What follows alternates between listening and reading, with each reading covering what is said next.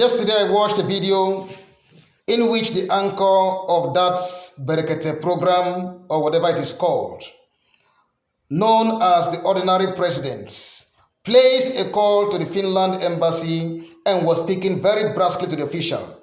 And not only that, by extension, he insulted the government of Finland. I am not even bothered about whether he insulted the government of Finland or not, but the way he spoke about Simon Epka. I want that idiot to know, whoever is very close to him should show him this video clip or cut this very clip and send it down to him.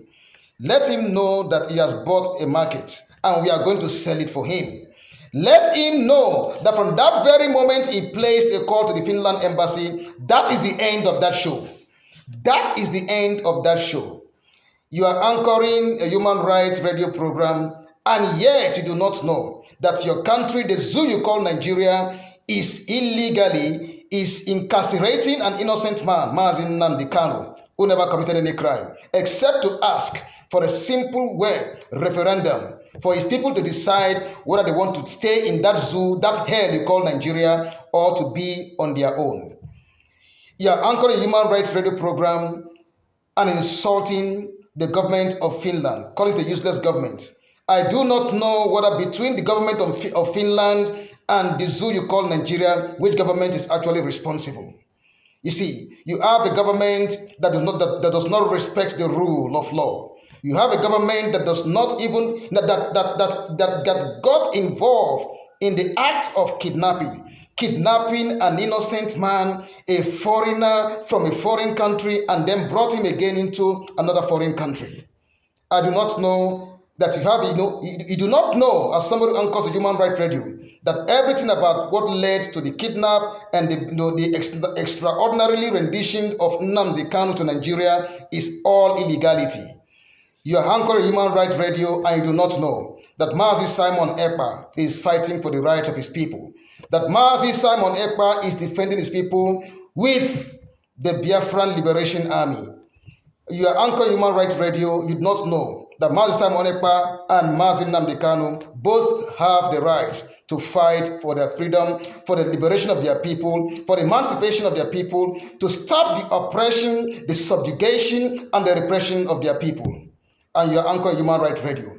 The strength with which you spoke to that official in the Finland embassy, why didn't you use that same strength to call for the release of Mazi Nnamdi Kanu, to remind the government of the zoo, that hell, that what they are doing to Mazi Nnamdi Kanu is illegal? And you are anchoring what we call a human rights radio.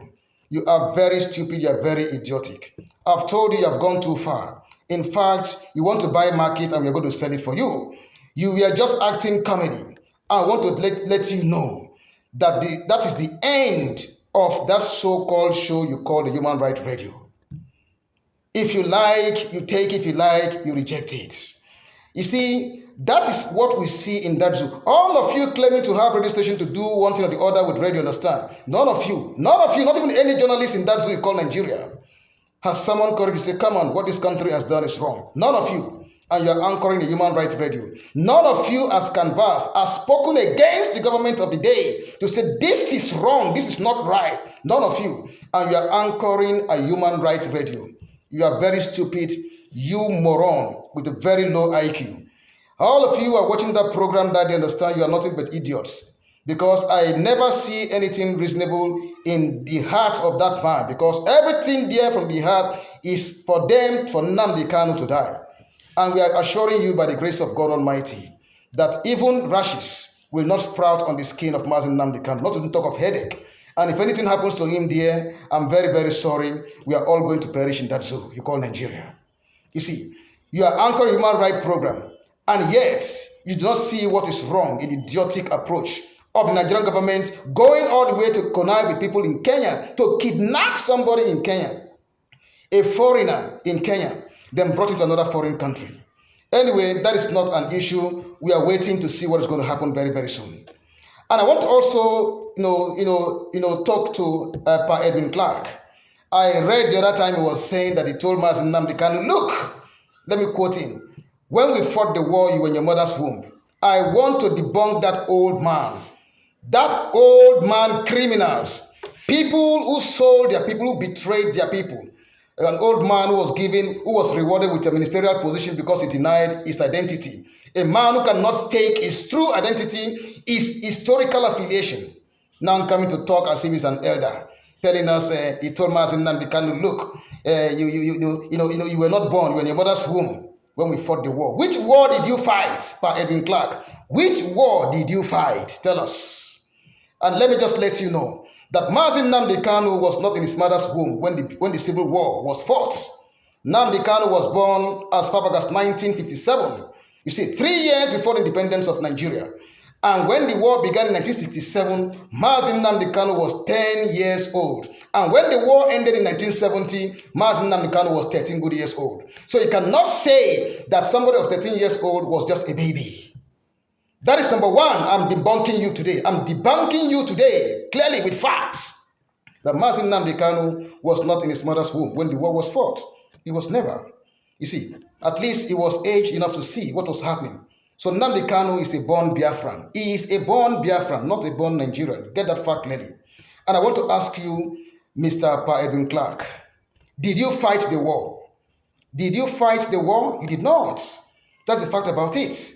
You see, South Sudan fought a war, civil war for over 30 good years. They fought a war. And that war was not fought by only one generation. Different people came in, at different times, different people came in to carry on the war. And today, are they not free today? Where is Sudan today? Is it not splitted? So your statement can never deter us from what we have in mind to do. And I also want to let you know, Pa Edwin Clark, you see, that after the old treacheries and everything people did to your own people, you were rewarded with a ministerial position. And today you are come to tell us that you fought the war. Which war did you fight?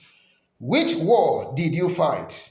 In case you don't know, nations that are succeeding today, that have become great today, all emerge from revolutions and even possibly war. Have you not read about the French Revolution? Did you not read that Germany had a revolution? Did you not also read that even the greatest nation on earth today, that is the US, also had a revolution? Did you not read that the UK also had a revolution? Which one are we going to talk about? Is it Spain that you have not read about? If you have not, go and find out. Go and find out that Iran also had a revolution. We are telling you, go and find out that Germany also had a revolution. So we are not even calling for war. We are not calling for anything. We are simply calling for what? A referendum. Nothing more than that. Why is that an issue? Tell me, why is that an issue? Pa Edwin Clark, today you are denying, you can deny your people, even deny your mother, deny everything in you for a mere mess of Nigerian porridge. Pa Edwin Clark, I want to refer you to go to the map, you see, of Nigeria, as far the map, you see, that was designed or created as far back as 1856 to 1911. Go and look at the map and the geographical specification of the people. We are all one people.